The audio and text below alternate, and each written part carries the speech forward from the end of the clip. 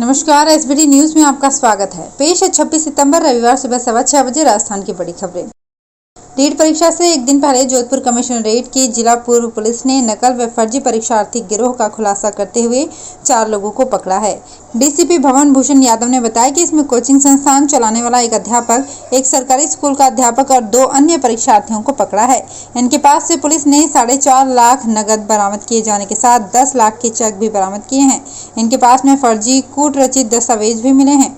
DCP ने बताया कि कोचिंग संस्थान चलाने वाला भंवरलाल बिश्नोई इस गिरोह का मास्टरमाइंड है। राजस्थान में जैसलमेर जिले के मोकला गांव के पवन ऊर्जा कंपनी की पवन चक्की में शनिवार को भीषण आग लग गई। प्रत्यक्षदर्शियों से मिली जानकारी के अनुसार मोकला गांव के पास निजी कंपनी के पवन ऊर्जा संयंत्र में भीषण आग लग गई। पवन चक्की के विंड टरबाइन और हब भीषण आग से जलकर खाक हो गए। आग इतनी भयानक थी कि आग की लपटें कई किलोमीटर दूर तक नजर आ रही थी। तेज आग से पवन चक्की की एक ब्लेड भी जलकर नीचे गिर गई। हादसे के दौरान गनीमत रही कि नजदीक में कोई नहीं होने के कारण किसी भी प्रकार की जनहानि नहीं हुई।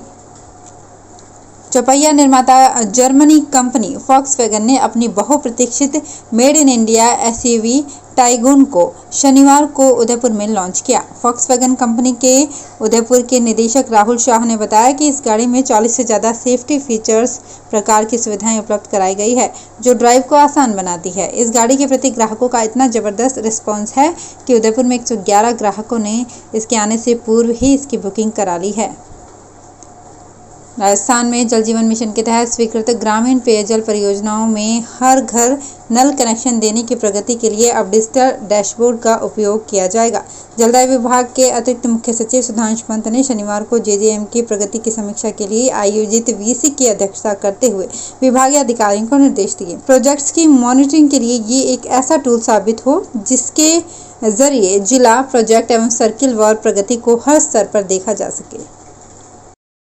राजस्थान के चिकित्सा मंत्री डॉक्टर रघु शर्मा ने शनिवार को यहां सोनोग्राफी मशीनों की ऑनलाइन रजिस्ट्रेशन प्रक्रिया का वर्चुअल शुभारंभ किया। इम्पैक्ट पोर्टल से सोनोग्राफी मशीनों के निर्माताओं, आयातकों, वितरकों, डीलर्स आदि के लिए ऑनलाइन रजिस्ट्रेशन किया जा सकेगा। डॉक्टर शर्मा ने इस अवसर पर कहा कि वर्तमान में राज्य के पीसीपीएनडीटी प्रकोष्ठ में सोनोग्राफी मशीनों के निर्माताओं, आयातकों, वितरकों, डीलर्स आदि के रजिस्ट्रेशन की प्रक्रिया अब तक ऑफलाइन थी। संयुक्त राष्ट्र महासभा में शनिवार को प्रधानमंत्री नरेंद्र मोदी ने भाषण दिया। इस इवेंट के लिए पीएम मोदी आज ही अमेरिका के वाशिंगटन डीसी से न्यूयॉर्क पहुंचे थे। उन्होंने यूएनजीए के 76वें समिट में भाषण की शुरुआत नमस्कार साथियों कहकर की। भाषण को आगे बढ़ाते हुए उन्होंने कहा कि अध्यक्ष पद संभालने के लिए अब्दुल्ला जी को बधाई। ये विकासशील देशों के लिए गौरव की बात है। पिछले 1.5 साल से हम 100 साल बाद आई सबसे बड़ी महामारी का सामना कर रहे हैं। ऐसी महामारी में जीवन गंवाने वालों को श्रद्धांजलि देता हूं। केंद्र सरकार ने पश्चिम बंगाल की मुख्यमंत्री ममता बनर्जी को इटली जाने की इजाज़त देने से इनकार कर दिया है। सीएम ममता इस साल अक्टूबर में वेटिकन में होने वाले विश्व शांति सम्मेलन में भाग लेने जाने वाली थी। ये कार्यक्रम मदर टेरेसा पर केंद्रित होगा। रिपोर्ट के मुताबिक पॉलिटिकल एंगल को ध्यान में रखते हुए ममता को इटली जाने की मंजूरी नहीं दी गई। दरअसल ये इवेंट जिस लेवल का है उसके लिए एक राज्य के मुख्यमंत्री की भागीदारी को सही नहीं समझा गया। राजस्थान में मंत्रिमंडल के पुनर्गठन की संभावनाओं के सवाल पर बीजेपी प्रदेशाध्यक्ष सतीश पूनिया ने इसे कौन बनेगा करोड़पति का सवाल बताया। पूनिया ने सरकार में शामिल होने की उम्मीद जताए बैठे नेताओं पर चुटकी लेते हुए कहा कि कई लोगों ने सूट सिला रखे हैं, लेकिन उन्हें लगता है कि उनका तो सिर्फ टेलर का खर्चा ही लगा है। पूनिया ने कहा है कि हो सकता है कि किसी टेलर की उधारी भी बाकी रह जाए और नेताओं के अरमानों पर पानी फिर जाए। पूनिया ने कहा कि 2023 में तो उनके सूट की जरूरत भी नहीं होगी।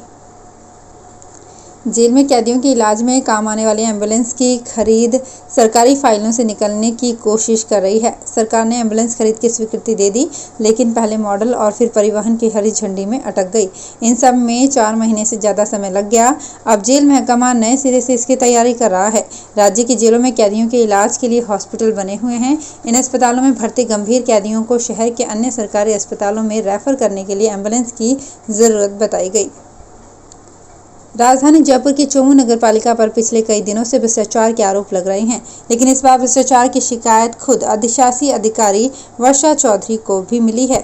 इसीलिए नगरपालिका के अधिशासी अधिकारी वर्षा चौधरी ने मजबूर होकर नगरपालिका में एक ऐसा फ्लैक्स बनवा कर लगवा दिया है जिसकी चर्चा अब कर्मचारियों और शहर के लोगों के बीच जमकर हो रही है। दरअसल नगरपालिका में कर्मचारी अधिकारियों द्वारा रिश्वत मांगने के मामले की शिकायत अधिशासी अधिकारी को मिली तो इस मामले को गंभीरता से लिया गया और नगरपालिका की दीवारों पर 2 फ्लैक्स लगवा दिए गए। पालिका परिसर में लगे फ्लैक्स पर लिखवाया गया कि यदि कोई भी कर्मचारी अधिकारी अधिशासी अधिकारी के नाम से किसी काम के एवज में रिश्वत मांगता है तो उसकी शिकायत दिए गए हेल्पलाइन नंबर पर की जा सकती है। झुंझुनू आए भाजपा के पूर्व प्रदेश अध्यक्ष एवं पूर्व मंत्री डॉक्टर अरुण चतुर्वेदी ने मुख्यमंत्री अशोक गहलोत पर आरोप लगाया है कि जिस दिन मुख्यमंत्री ने मंत्रिमंडल पुनर्गठन किया उसी दिन इस सरकार का आखिरी दिन होगा।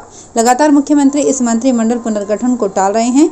यही कारण है कि 20 महीने से घर के बाहर नहीं निकले। तो फिलहाल इस बुलेटिन में इतना ही, फिर हाजिर होंगे कुछ और बड़ी खबरों के साथ। एसबीटी न्यूज के और भी वीडियोस को देखने के लिए हमारे चैनल को सब्सक्राइब करें और नोटिफिकेशन पाने के लिए बेल आइकन को प्रेस करें।